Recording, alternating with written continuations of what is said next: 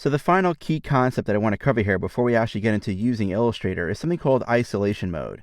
Now, all the concepts we've learned up until this point have been traditional things which have existed inside of Illustrator since its existence. However, isolation mode is more of a recent kind of phenomenon, I guess you can say, inside of Illustrator. It's a way to more easily work with objects inside of an illustration.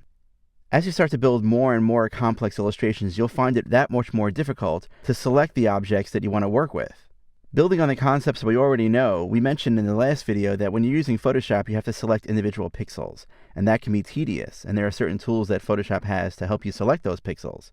With Illustrator, there's also a variety of selection tools, but the more and more objects that you add, even though they're object-based graphics, there are that many more objects that kind of get in the way, again, because of the way the stacking order works. For example, if you have objects that are visible behind other objects, it can become difficult to actually select those objects only because other things get in the way.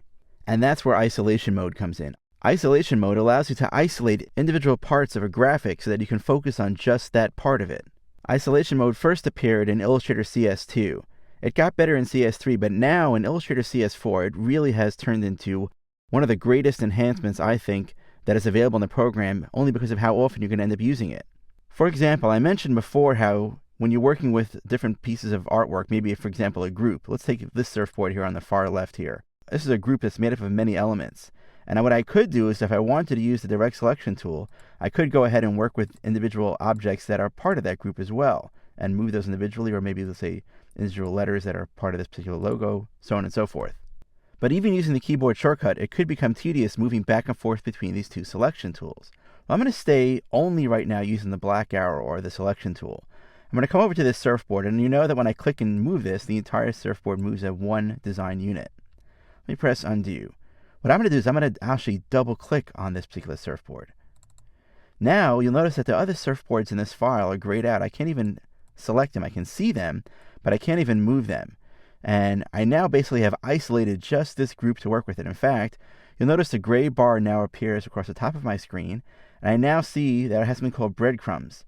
I'm in layer 1, and I am now within, or I've isolated this group that lives on layer 1 inside of my graphic. Now it doesn't end there, because I can start now to begin to isolate parts of that group itself. For example, if I wanted to move just this blue part of this particular surfboard, I'll double click on it once again, and notice what happens. The rest of the surfboard gets grayed out. In fact, this blue slice that was kind of here was living behind the logo called Groundswell. Well, now you see it pops to the front.